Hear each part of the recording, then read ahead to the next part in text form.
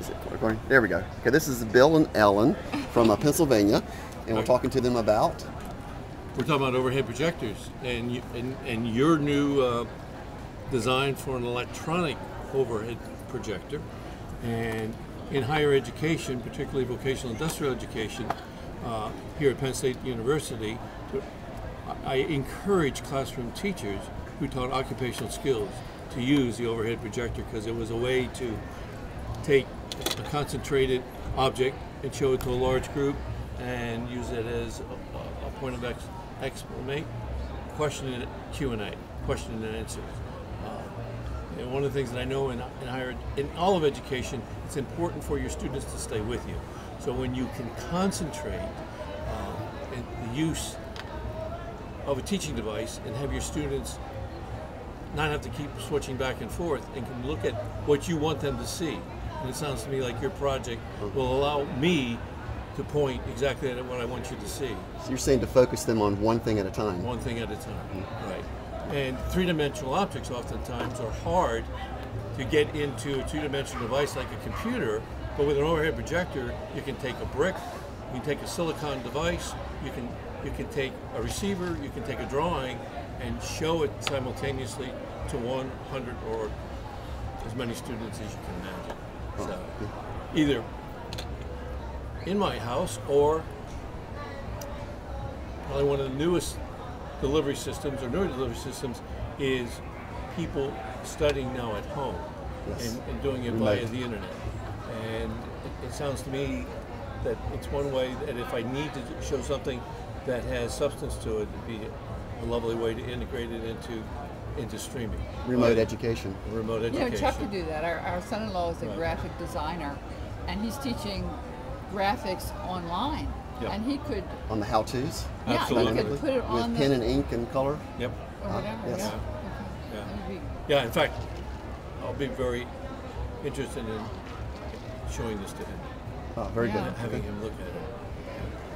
We gave, as I was saying, we gave a presentation, and we had CD, all things, and we had a hope that they had equipment that would work.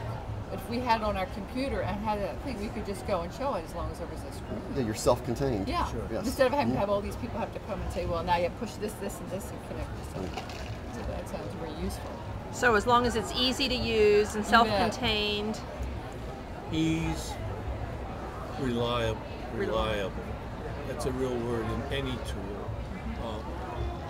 And I'll just talk about education right now, is if you don't have to get lost in learning how to use the technology, but allow the technology to work for you, it makes the product really very viable and interesting.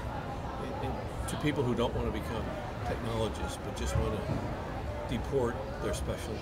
Especially with teachers, they want to teach and they want to communicate with their students. They don't want to spend a long time learning how to operate the system. Yeah.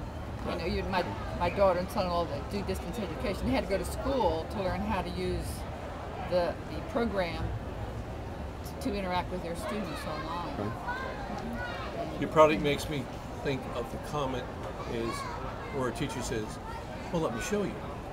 It's a show and tell. Exactly. Right. And now they have a way of taking something three-dimensional and showing it to again, an individual or to a group. Now another, I don't say feature, let me get your feedback on this. A feature is because it's all digital, you can take a high definition photograph as well as video record your conversation of what's under the camera. How valuable would that be? You do things one time, like a 30-minute class, 30-minute presentation. Right. One time is always nice as long as that teachable moment is a repeatable moment, so that it has all the content and information in it that is useful across a strong base of people. Sometimes you're doing questions and answers and learning that are specific to that particular population at that time.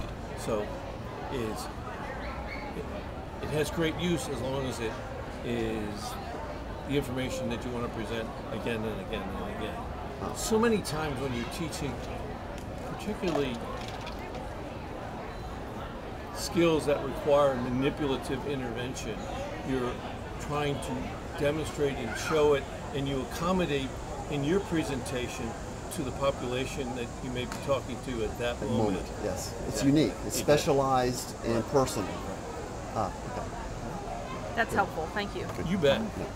Nice talking with you. Oh, that was I lovely. see it in a classroom where, let's say, a teacher teaches a subject 4 times in a day, the same thing, but each class has a different issue. Yeah. So she's working problems out with that particular class.